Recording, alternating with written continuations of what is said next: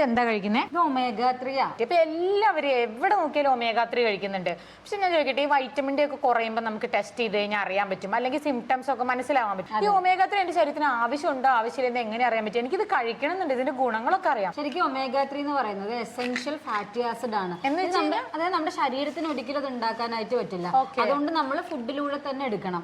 ശരിക്കും നമ്മുടെ ഈ omega-3 എന്ന് പറഞ്ഞ ഒരു കണ്ടന്റ് നമ്മുടെ ശരീരത്തിൽ കുറയുമ്പോൾ നമ്മുടെ ബോഡി പല വിധത്തിലുള്ള സിംറ്റംസ് കാണിച്ചു തരും. അത് മെയിൻ ആയിട്ട് നമുക്ക് കണ്ണിന് ഭയങ്കര ഡ്രൈനെസ് ഉണ്ടാവും, ചിലവർക്ക് വാട്ടറി ഐസ് ആയിരിക്കും, അതുപോലെ തന്നെ നഖം പെട്ടെന്ന് പൊട്ടുക, നമ്മുടെ മുടി പെട്ടെന്ന് ഇങ്ങനെ പൊട്ടി പോവുക, അതുപോലെ തന്നെ മെയിൻ ആയിട്ട് സ്കിന്ന് ഭയങ്കര ഡ്രൈ ആവും, അതുപോലെ പെട്ടെന്ന് ഭയങ്കര റഫ് ആവും, ഇങ്ങനെ വരയ്ക്കുമ്പോ വൈറ്റ് കളറായിട്ട് വീലിംഗ് സംഭവിക്കുക എന്നാ പറയാ. അപ്പൊ ഭയങ്കര ഡ്രൈനെസ് വരുന്നത് omega-3 ഡെഫിഷ്യൻസി കൊണ്ടാണ്. അതുപോലെ തന്നെ നമുക്ക് ശരീരത്തിന്റെ അവിടെ എവിടെയായിട്ട് ഭയങ്കര നീർക്കെട്ട് ഉണ്ടാവുക, അതുപോലെ തന്നെ ജോയിന്റ് പെയിൻ ഉണ്ടാവുക, മസിൽ പെയിൻ ഉണ്ടാവുക, ഇങ്ങനെയുള്ള കാര്യങ്ങളൊക്കെ വരുന്നത് ഈ ശരിക്കും omega-3 ഡെഫിഷ്യൻസി കൊണ്ടാണ്.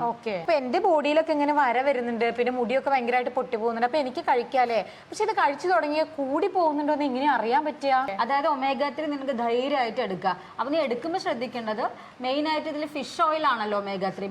ഞാൻ വെജ് ആണ്, അപ്പൊ എന്ത് ചെയ്യാൻ പറ്റും? നമുക്ക് വെജുകാർക്ക് ഫ്ലാക്സ് സീഡ് കഴിക്കാം. അത് വെജ് omega-3 എന്നാണ് അറിയപ്പെടുന്നത്. അപ്പോൾ omega-3 എടുക്കുമ്പോൾ നമ്മൾ പ്രത്യേകം ശ്രദ്ധിക്കേണ്ടത് വെച്ചാൽ അത് നല്ല ഫിഷ് ആയിരിക്കണം, ഒന്നുകിൽ സാൽമൺ അല്ലെങ്കിൽ സാഡൈൻ ഫിഷ് ആയിരിക്കണം. 1000 മില്ലിഗ്രാം ആണ് നമുക്ക് ഒരു ദിവസം എടുക്കാനായിട്ട് പറ്റുക. അതിൽ കൂടുതൽ നീ എടുക്കാതിരിക്കാനായിട്ട് ശ്രദ്ധിക്കുക.